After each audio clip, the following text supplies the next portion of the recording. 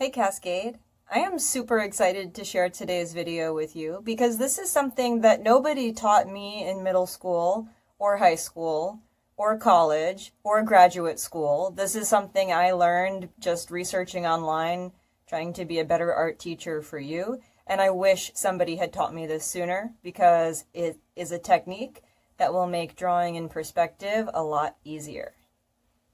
In the videos that I shared with you yesterday, I pointed out how on the side of a building that is in perspective, receding towards the vanishing point, objects like windows or doors are going to appear to get closer together as they travel further into the distance. And today I'm going to show you an easy technique for how to find out how much closer together regularly spaced objects should be. This technique works the same way for vertical lines or horizontal lines. Vertical lines could be trees or telephone poles or the poles of a fence that are fading towards the vanishing point and appearing to get closer together. Horizontal lines might be the cracks in the sidewalk or railroad ties or tiles on a floor. Alright, I have my drawing materials ready, and we're starting the same way as we did for the other practice drawings with a horizon line and a vanishing point. This time I put my vanishing point way off to the side just so I would have more room for practicing the vertical, evenly spaced, receding into space objects. Now this works the exact same way if you're starting with a vertical line that's below the horizon, above the horizon, or intersecting with the horizon. It really doesn't matter for this technique, so you can choose any way you would like to try it in your drawing. So once you've got your horizon line and your vanishing point, the next step is to draw a vertical line of any length. You'll see I'm lining the edge of my ruler up with the left side of my paper. That's a good technique for making sure that your vertical line comes out truly vertical. Now the next step is we're going to be drawing diagonal lines from the top and the bottom of that vertical line to the vanishing point.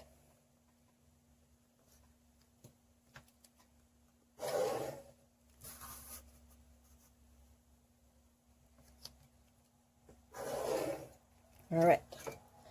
Now the next step is to measure where the exact center of this vertical line is. Now you can use math for this.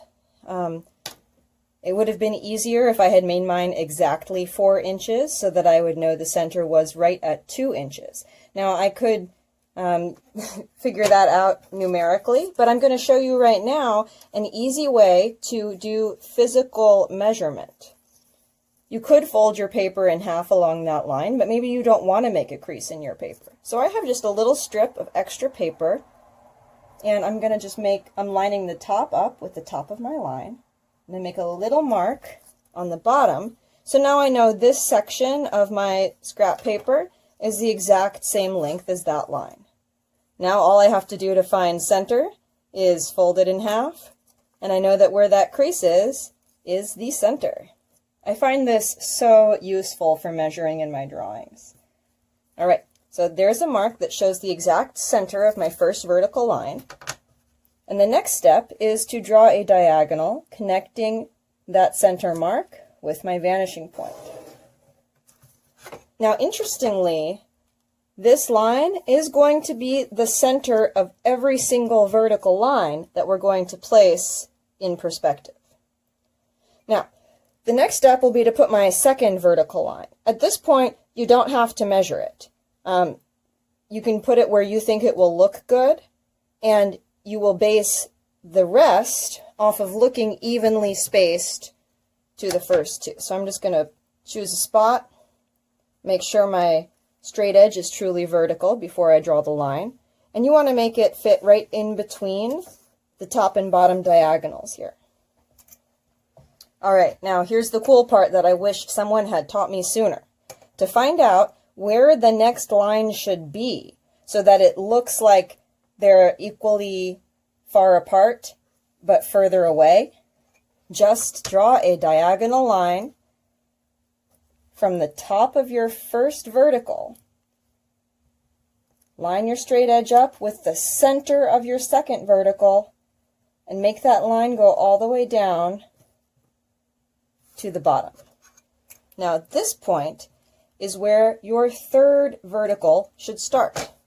So line up your straight edge, make sure it's vertical, and that's it. And you just repeat this same process again. I'm going to line my straight edge up with the top of this vertical, make sure it goes right through the center of the next vertical, and bring that line all the way down to the bottom vertical. Repeat again.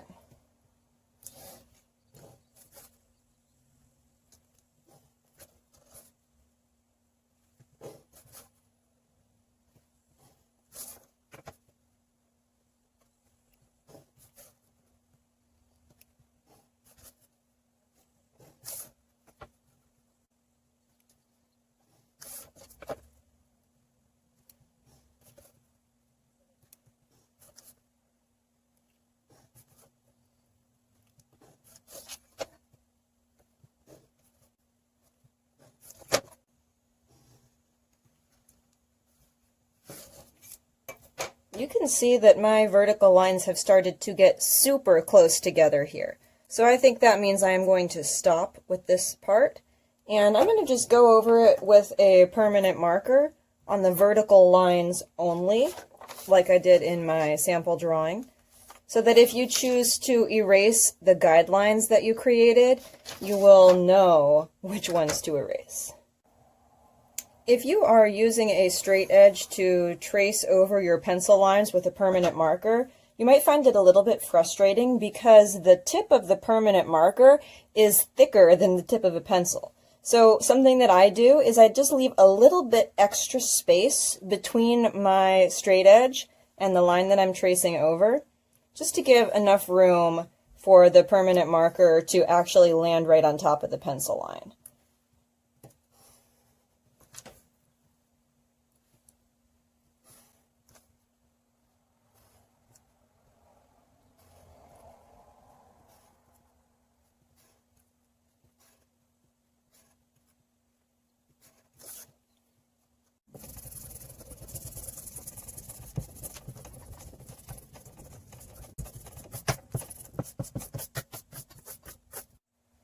Maybe you want to turn your vertical lines into telephone poles.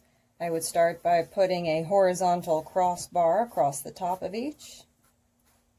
And then I'm going to switch to a thinner pen for varying line weight as I add in the telephone or electricity lines.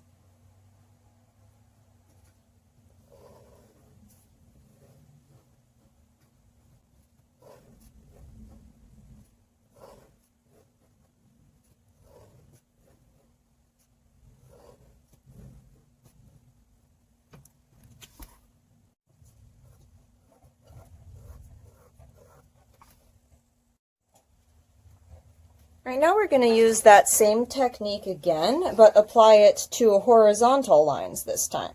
It works the exact same way. First, draw a horizontal line of any length. You can measure it if you want to. Next, we'll be drawing diagonal lines from the left and right sides of our first horizontal, right up to the vanishing point.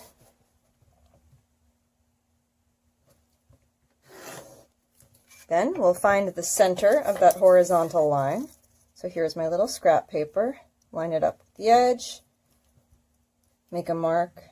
So now I know this segment of my scrap paper is the same length as my first line. And I'm just going to fold this in half to find center with a small crease. Line it up again and mark with my pencil. There's the center. Now, the center diagonal line between that mark and the vanishing point. Okay. Now, on this one I left a good bit of space between the first two telephone poles. This time I'm going to make it a little bit closer together. it looks like it was about almost 2.5 inches between these, so I'll show you this with only 1 inch apart.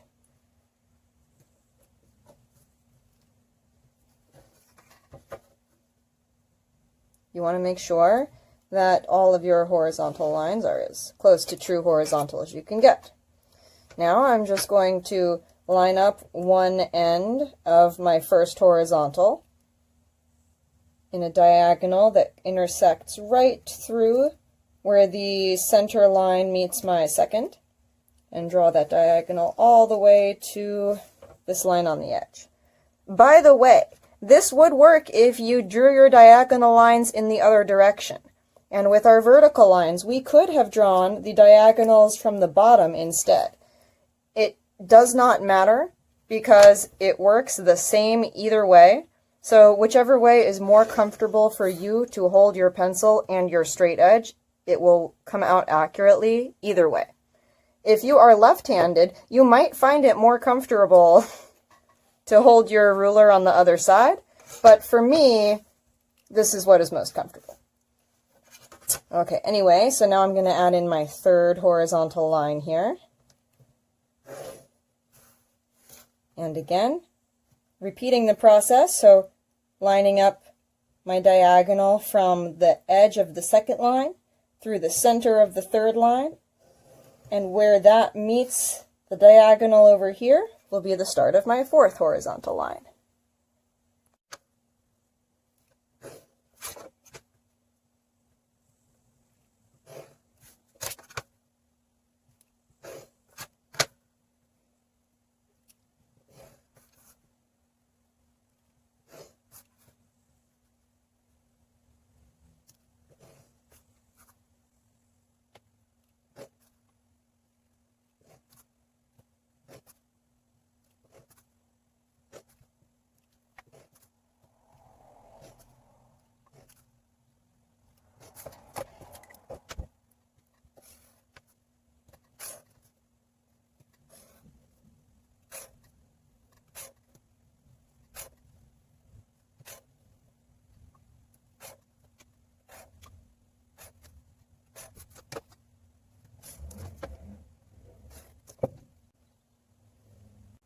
All right, now let's say that you want to turn this space into a checkerboard floor with tiles that are evenly spaced. All right, I still have my scrap paper for physical measurement from before. If you lost yours, you could make another one easily. So I already have center there. I now want to fold that in half again so that it will be divided into quarters or fourths. And I can trust that those are completely precise, even though I did not use any numbers to measure it. I'm going to make another mark by each of the creases. And then I will just draw a diagonal from each of those to the vanishing point.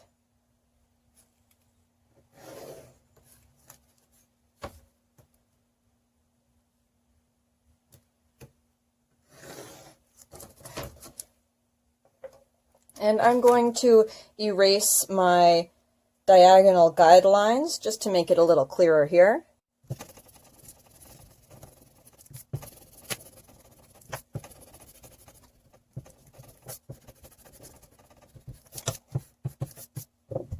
Next, I'm just going to shade in every other square to create a checkerboard pattern.